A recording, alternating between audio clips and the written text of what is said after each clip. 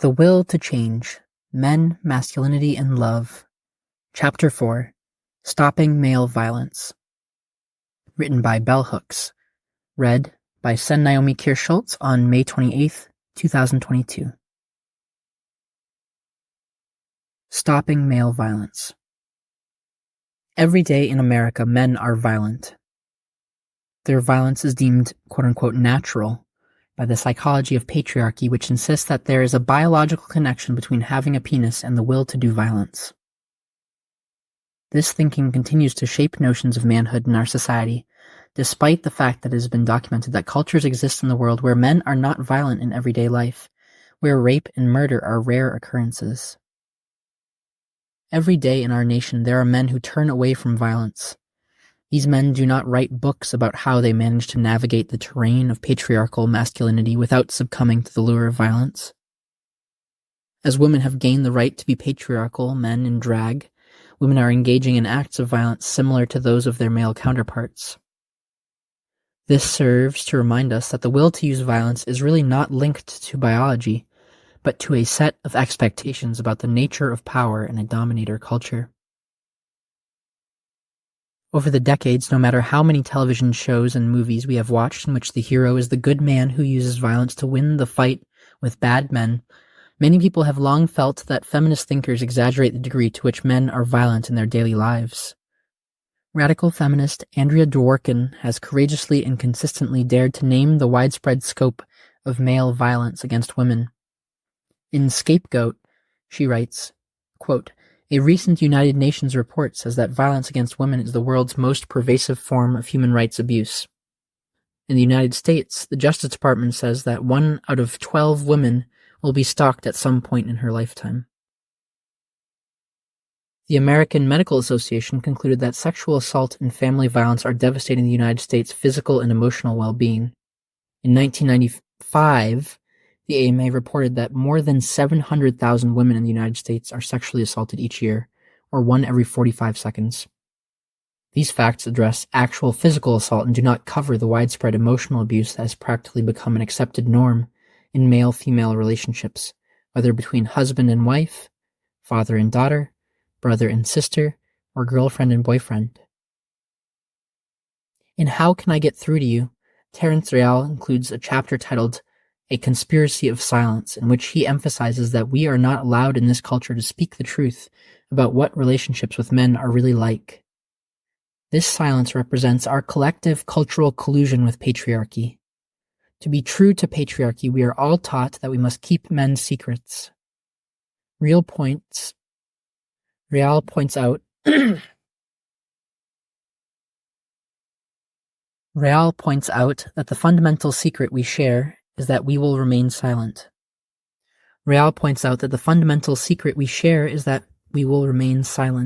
When girls are inducted into womanhood, what is it exactly that they have to say that must be silenced? What is the truth women carry that cannot be spoken? The answer is simple and chilling. Girls, women, and also young boys all share this in common. None may speak the truth about men. One of the truths that cannot be spoken is the daily violence enacted by men of all classes and races in our society, the violence of emotional abuse. In her groundbreaking work, Emotional Abuse, Marty Tam Loring explains that emotional abuse is, quote, an ongoing process in which one individual systematically diminishes and destroys the inner self of another. The essential ideas, feelings, perception, and personality characteristics of the victim are constantly belittled. The most salient identifying characteristic of emotional abuse is its patterned aspect. It is the ongoing effort to demean and control that constitutes emotional abuse. End quote. Significantly, emotional abuse in families is not just a component of the couple bond. It can determine the way everyone in a family relates. If a woman is patriarchal, it can be present in a single-parent home with no adult males present.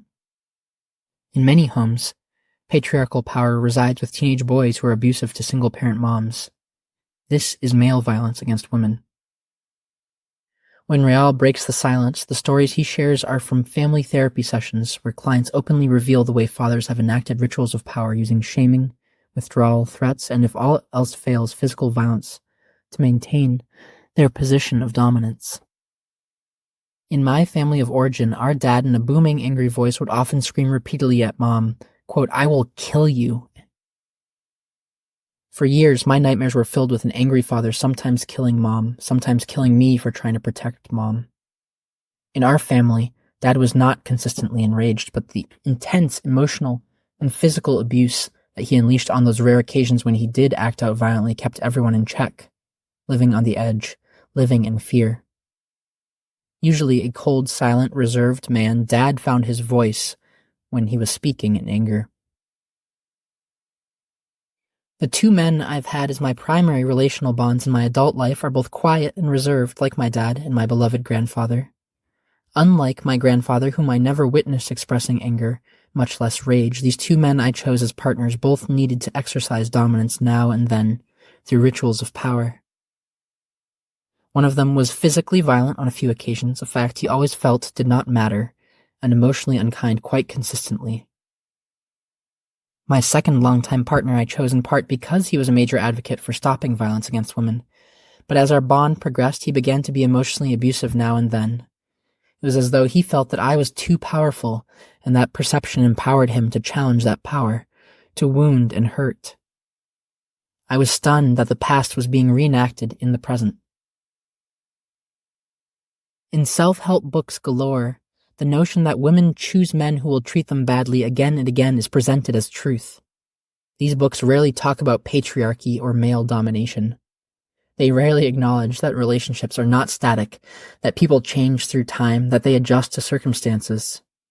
Men who may have had seeds of negativity and domination within them along with positive traits may find the negative burgeoning at times of crisis in their lives. The two men that I chose as partners, like all the men I have loved, were victims of various degrees of emotional neglect and abandonment in their childhoods. They did not love their fathers or truly know them intimately. Growing from young adulthood into manhood, they simply passively accepted the lack of communication with their fathers. They both felt that all attempts at reconciliation should have come from the father to the son. And yet, as they matured into manhood, both these men began to behave not unlike the fathers whose actions they had condemned and hated. Observing them through time, I found that both of them had been rebellious and anti-patriarchal in their 20s and early 30s, but as they moved more into the work world, they began to assume more of the patriarchal manners that identify one as a powerful and successful man. Though they had not been living with their fathers when it came time to be men, the early models of their lives were unconsciously reenacted. They could have protected themselves from this intimate repetition only by consciously working to be different, only by being disloyal to the dominator model.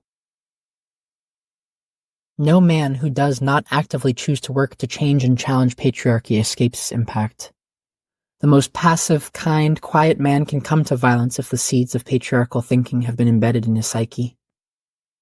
Much of the Dr. Jekyll and Mr. Hyde behavior women describe in men who are alternately caring, then abusive, has its root in this fundamental allegiance to patriarchal thinking. Indoctrination into the mindset begun in childhood includes the psychological initiation that requires boys to accept that their willingness to do violent acts makes them patriarchal men. A distinction can and must be made between the willingness to do violent acts and actually doing them. When researchers looking at date rape interviewed a range of college men and found that many of them saw nothing wrong with forcing a woman sexually, they were astounded. Their findings seemed to challenge the previously accepted notion that raping was aberrant male behavior. While it may be unlikely that any of the men in this study were or became rapists, it was evident that given what they conceived as the appropriate circumstance, they could see themselves being sexually violent. Unconsciously, they engage in patriarchal thinking, which condones rape even though they may never enact it. This is a patriarchal truism that most people in our society want to deny.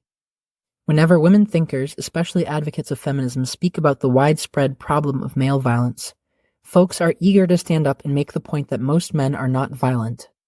They refuse to acknowledge that masses of boys and men have been programmed from birth on to believe that at some point they must be violent, whether psychologically or physically, to prove that they are men. Terence Real calls this early indoctrination into patriarchal thinking the normal traumatization of boys. When I first began looking at gender issues, I believed that violence was a byproduct of boyhood socialization.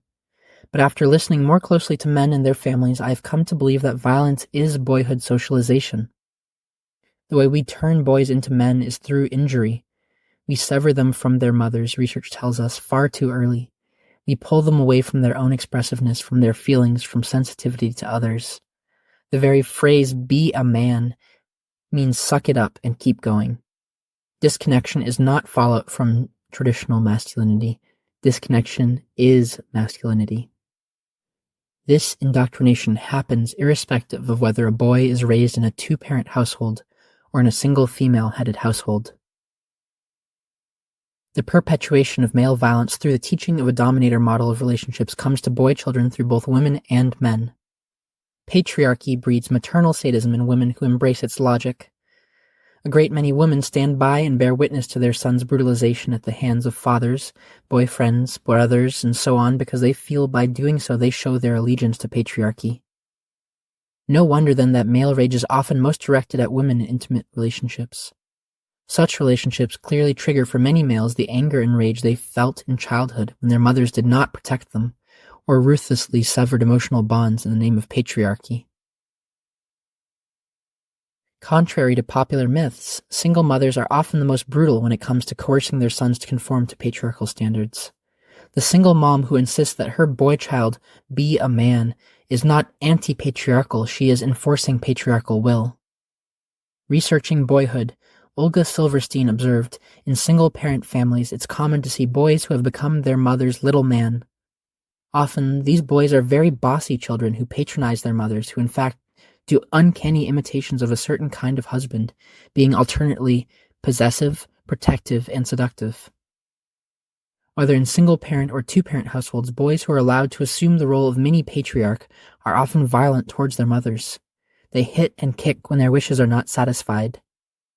Obviously, as small boys, they do not have the strength to overpower their mothers, but it is clear that they see the use of violence to get their needs met as acceptable. And while mothers of boys who hit them may feel that hitting is wrong, they may simultaneously feel that it is their job to meet the needs of any male, especially one who is coercive. Many teenage boys have a violent contempt and rage for a patriarchal mom because they understand that in the world outside the home, sexism renders her powerless. He is pissed that she has power over him at home. He does not see her autocratic rule in the home as legitimate power. And as a consequence, he may be enraged at his mom for using the tactics of psychological terrorism to whip him into shape, and yet respond with admiration toward the male peer or authority figure who deploys similar tactics. In patriarchal culture, boys learn early on that the authority of the mother is limited, that her power comes solely from being a caretaker of patriarchy. When she colludes with adult male abuse of her son, she, or later a symbolic mother substitute, will be the target of his violence. Years ago, the television show The Incredible Hulk was the favorite of many boys. It featured a mild-mannered scientist who turned into an angry green monster whenever he felt intense emotions. A sociologist interviewing boys about their passion for the show asked them what they would do if they had the power of the Hulk. They replied they would smash their mommies. In her groundbreaking work, The Mermaid and the Minotaur, feminist theorist Dorothy Dinnerstein highlighted the extent to which boys respond to the autocratic power of mothers with rage. Like many feminist researchers today, she insisted that male engagement with parenting was needed to break this projection onto the mother as an all-powerful figure who must be rebelled against and in some cases destroyed. Clearly, patriarchal mothers who have rage at grown men act out with sons. They might either force the son to enter into an inappropriate relationship in which he must provide for her the emotional connection grown men deny her, or engage in emotional abuse in which the son is constantly belittled and shamed. These acts of patriarchal violence serve to reinforce in the mind of boy children that their violence towards females is appropriate. It simply feels like justifiable vengeance. Feminist idealization of motherhood made it extremely difficult to call attention to maternal sadism, to the violence women enact with children, especially with boys, and yet we know that whether it is a consequence of power dynamics in dominator culture or simply a reflection of rage, women are shockingly violent towards their children. This fact should lead everyone to question any theory of gender differences that suggests that women are less violent than men. In patriarchal culture, women are as violent as men towards the groups that they have power over and can dominate freely. Usually, that group is children or weaker females. Like its male counterpart, much female violence toward children takes the form of emotional abuse, especially verbal abuse and shaming. Hence, it is difficult to document. Maternal sadism must be studied, however, if we are to understand the roots of adult male violence towards women. To some extent, the reformist feminist thinkers who have focused on women as the more ethical, kinder, gentler sex have stood in the way of an in-depth study of maternal sadism, of the way women in patriarchal study act out violently with boys. In our household growing up, it was clear that our mother believed wholeheartedly that it was the role of the man to be a disciplinarian, to be in charge. When our dad used excessive violence, she merely saw it as his right. Lots of women who believe that it is the right of men to dominate feel that they should not resist male violence toward themselves or their children. Not surprisingly, these women, my mother included, use all manner of violence to discipline children. Fearful of being the objects of a grown man's rage, they may desire their children to be perfectly behaved so as not to arouse daddy's ire. In conversations with men whose mothers were passive as their sons were victimized by fathers or other male parental caregivers, I found that the men were far more likely than other men to idealize their moms, seeing them as victims without choice. While they did not direct anger toward their mothers and were often unable to even consider that she could have acted to protect their rights, these men were themselves violent in their intimate relationships with women. Their behavior affirms Terence Real's insight that the choreography of patriarchy, this unholy fusion of love, loss, and violence, spares no one. Mothers who ally themselves with patriarchy cannot love their sons rightly, for there will always come a moment when patriarchy will ask them to sacrifice their sons. Usually, this moment comes in adolescence when many caring and affectionate mothers stop giving their sons emotional nurturance for fear that it will emasculate them. Unable to cope with the loss of emotional connection, boys internalize the pain and mask it with indifference or rage. Usually, adult males who are unable to make emotional connections with the women they choose to be intimate with are frozen in time, unable to allow themselves to love for fear that the loved one will abandon them. If the first woman they passionately loved, the mother, was not true to her bond of love, then how can they trust that their partner will be true to love? Often, in their adult relationships, these men act out again and again to test their partner's love. While the rejected adolescent boy imagines that he can no longer receive his mother's love because he's not worthy, as a grown man he may act out in ways that are unworthy and yet demand of the woman in his life that she offer him unconditional love. This testing does not heal the wound of the past, it merely reenacts it, for ultimately, the woman will become weary of being tested and end the relationship, thus reenacting the abandonment.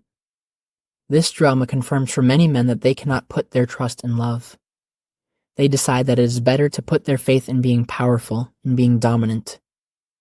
In Man Enough, Frank Pittman says of men that, quote, while most of us want to be loved, controllers are willing to forgo love if that is what it takes to be the boss, end quote.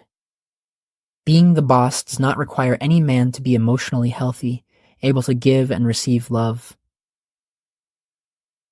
Ever since I started writing about love, I have defined it in a way that blends M. Scott Peck's notion of love as the will to nurture one's own and another's spiritual and emotional growth, with Erich Fromm's insight that love is action and not solely feeling. Working with men who want to know love, I have advised them to think of it as a combination of care, commitment, knowledge, responsibility, respect, and trust. Most of our relationships have one or two of these aspects. Patriarchal men are schooled in the art of being responsible and giving instrumental care. As a teenager, when I complained about Dad's emotional neglect and abuse and his sporadic violence to Mama, she was always quick to remind me that he worked hard and he provided for his family and that he was home almost every night, and for that reason alone we should respect and honor him. The fact that men often mix being caring and being violent has made it hard for everyone in our culture to face the extent to which male violence stands in the way of males giving and receiving love. The first act of violence that patriarchy demands of males is not violence towards women. Instead, patriarchy demands of all males that they engage in acts of psychic self-mutilation, that they kill off the emotional parts of themselves. If an individual is not successful in emotionally crippling himself, he can count on patriarchal men to enact rituals of power that will assault his self-esteem. Feminist movement offered to men and women the information needed to challenge this psychic slaughter, but that challenge never became a widespread aspect of the struggle for gender equality. Women demanded of men that they give more emotionally, but most men really could not understand what was being asked of them. Having cut away the parts of themselves that could feel a wide range of emotional responses, they were too disconnected. They simply could not give more emotionally or even grasp the problem without first reconnecting and reuniting the severed parts. Describing a couple in family therapy, Rial recalls the qualities the wife wanted from her husband: sensitivity to others, the capacity to identify and share his feelings, a willingness to put his needs aside in the service of the family. These are the same qualities, Real points out, that most boys, even in these enlightened times, have had stamped out of them. He concludes, in our culture, boys and men are not, nor have they ever been, raised to be intimate. Women seeking intimacy from men often find their expressions of longing belittled. Many men respond to females wanting emotional connection with emotional withdrawal, and in worst-case scenarios with abuse. Emotionally self-mutilated, disconnected, many men make overtures of emotional connection, only to later undermine these with emotional abuse. They simply do not get that love and abuse cannot go together. And why should they get it? Why should they when television shows, movies, and so much else in popular culture gives the message that at any time there's intense passion between a couple, violence can erupt? Teaching men to understand that women and children do not feel loved when they are being abused is one of the primary goals of groups that work to end male violence. Kay Lee Hagen's autobiographical essay, A Good Man is Hard to Bash, begins with the story of her dating a man who she felt was abusive and was potentially capable of physical violence. She calls his best male friend for advice about how much abuse she should endure, saying, if I'm serious about him and if I want the relationship to work, to last, there will be ups and downs. I don't think I should run away when it gets hard. I should be willing to tolerate a little abuse if I really love him. The friend looks her directly in the eyes and tells her, Kay, in a loving relationship, abuse is unacceptable. You should not have to tolerate any abuse to be loved. With characteristic boldness and radical honesty, Hagen shares that her understanding of love and power changed forever in that moment. She had imagined that her lover's friend would take his side. Instead, his reaction encouraged me to love myself, to take responsibility for my own well-being, and to reject violence even in its subtler forms. Hagen was lucky to receive this wisdom early in life. The fate of most women is dramatically different, especially females who worship at the throne of patriarchy. These women feel, as Hagen did initially, that to choose to be with a patriarchal man is automatically to sign up for some level of abuse, however relative. Every day, women explain away male violence and cruelty by insisting on gender differences that normalize abuse. Heterosexual women who are single and want to be with men feel that they cannot escape being victimized at some point by emotional and/or physical abuse at the hands of male partners. Collective female acceptance of male violence in love relationships, even if the appearance of acceptance masks rage, fear, or outright terror, makes it difficult to challenge and to change male violence. When the seemingly mild-mannered professor I lived with moved from emotional abuse to physical violence, I felt I should be understanding, forgiving. Like me, he had been raised in a dysfunctional family. However, even though he went to therapy, even though his physical violence stopped, he never really believed that he had done anything wrong. He harbored the notion, as many men who act violently do, that I was responsible for his bad behavior. In Donald Dutton's work with men who are violent, he identifies women seeing behind the male mask as a catalyst for male violence. Quote, "He may apologize and feel shame immediately after, but he can't sustain that emotion. It's too painful, too reminiscent of hurts long buried. So he blames it on her. If it happens repeatedly with more than one woman, he goes from blaming her to blaming them. His personal shortcomings become rationalized by an evolving misogyny. And at this point, the abusiveness is hardwired into the system. The man is programmed for intimate violence." End quote. Often men who have been emotionally neglected and abused as children by dominating mothers bond with assertive women, only to have their childhood feelings of being engulfed surface. While they could not smash their mommy and still receive her love, they find that they can engage in intimate violence with partners who respond to their acting out by trying harder to connect with them emotionally, hoping that the love offered in the present will heal the wounds of the past. If only one party in a relationship is working to create love, to create the space of emotional connection, the dominator model remains in place and the relationship just becomes a site for continuous power struggle. Women who stay in long-term relationships with men who are emotionally abusive or violent usually end up closing the door to their hearts. They stop working to create love. Often they stay in those relationships because a basic cynicism rooted in their experience affirms that most men are emotionally withholding, so they do not believe that they can find a loving relationship with any man.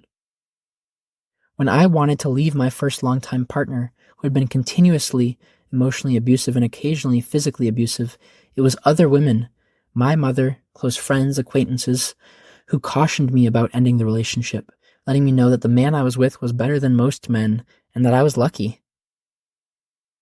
Leaving him was a gesture of self-love and self-reliance that I have not regretted.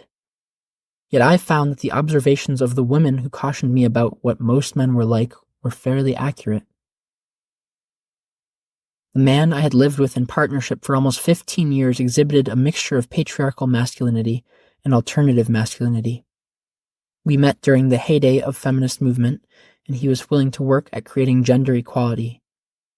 As it is for many men today, it was much easier for him to accept equal pay for equal work, sharing housework and reproductive rights than it was for him to accept the need for shared emotional development. It is more difficult for men to do the work of emotional development because this work requires individuals to be emotionally aware, to feel. Patriarchy rewards men for being out of touch with their feelings. Whether engaged in acts of violence against women and children or weaker men, or in the socially sanctioned violence of war, men are better able to fulfill the demands of patriarchy if they do not feel. Men of feeling often find themselves isolated from other men. This fear of isolation often acts as the mechanism to prevent males from becoming more emotionally aware. When large numbers of young men in this nation rebelled against patriarchy to oppose the war in Vietnam, many of them were concerned with justice. Many of them did not want to kill, but a great many simply did not want to die. To oppose war and the imperialism that promotes war placed these young men at odds with imperialist, white supremacist capitalist patriarchy. They suffered by choosing to take a stand. They were ridiculed by other men, more often than not represented as traitors. In the past 10 years, mass media have produced a number of movies aimed at boys that glorify war: Saving Private Ryan, Independence Day, Men in Black, Black Hawk Down, Pearl Harbor, just to name a few, that once again make it appear heroic to die alone, away from home, fighting for a cause you may or may not understand. These movies are part of patriarchal anti-feminist backlash. They glorify the patriarchal masculinity that enlightened women and men critique. They serve as propaganda, recruiting the hearts and imaginations of boys. Like gangster rap, they celebrate male violence on all fronts, including the domination of women.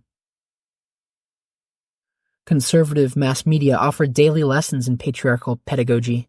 They tell boys what they must do to be men.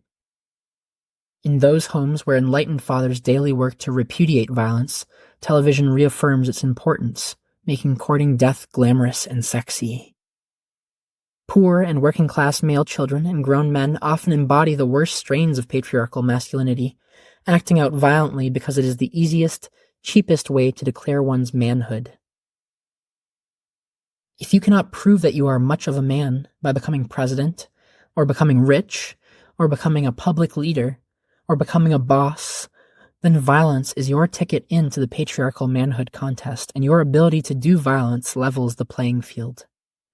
On that field, the field of violence, any man can win. Men who win on patriarchal terms end up losing in terms of their substantive quality of life. They choose patriarchal manhood over loving connection, first foregoing self-love, and then the love they could give and receive that would connect them to others. Feminist researchers have long since exposed the widespread domestic violence in our society. Yet since that exposure, violence against women has not declined, and in some cases it has intensified. Anti-feminist pundits seek to blame the intensification of male violence on women's greater equality, yet most studies of family life indicate that in that sphere, gender relations did not undergo any major revolution. Sociologist Arlie Hochschild has provided important data showing that domestic gender dynamics between men and women remain fairly sexist. Women work outside the home but continue to do the lion's share of work in the home. Of course, men who were covert misogynists before feminist movement felt more entitled to unleash their rage overtly as that movement gained momentum, but the rage was already present before. Male violence in general has intensified not because feminist gains offer women greater freedom, but rather because men who endorse patriarchy discovered along the way that the patriarchal promise of power and dominion is not easy to fulfill, and in those rare cases where it is fulfilled, men find themselves emotionally bereft. The patriarchal manhood that was supposed to satisfy does not, and by the time this awareness emerges, most patriarchal men are isolated and alienated. They cannot go back and reclaim a past happiness or joy, nor can they go forward. To go forward, they would need to repudiate the patriarchal thinking that their identity has been based on. Rage is the easy way back to a realm of feeling. It can serve as the perfect cover, masking feelings of fear and failure. My father and mother have been married now for more than 50 years. Dad has never relinquished his patriarchal status, and she has never challenged it. Yet by clinging to patriarchal thinking, they forfeited their chance to be happy together. The threat of violence, of emotional abuse, is always there, standing in the way of intimacy, keeping them from forgiving one another and starting over. Sadly, they are stuck in the trap of patriarchy, and it remains the breeding ground for everyday violence, the subtle, intimate terrorism that intensifies resentment and closes off the possibility of knowing joy. It is not easy for males, young or old, to reject the codes of patriarchal masculinity. Men who choose against violence are simultaneously choosing against patriarchy, whether they can articulate that choice or not. In his insightful essay, Gender Politics of Men, R.W. Connell calls attention to the fact that men who oppose patriarchy remain at odds with the world they are living in. Quote, men who try to develop a politics in support of feminism, whether gay or straight, are not in for an easy ride. They are likely to be met with derision from many other men and from some women. It is almost a journalistic cliché that women despise sensitive New Age guys. They will not necessarily get warm support from feminist women. Unquote. Ultimately, the men who choose against violence, against death, do so because they want to live fully and well, because they want to know love. These are men who are true heroes, the men whose lives we need to know about, to honor, And remember, this has been Chapter 4 of The Will to Change, Men, Masculinity, and Love, written by Bell Hooks and read by Sen Naomi Kirschultz.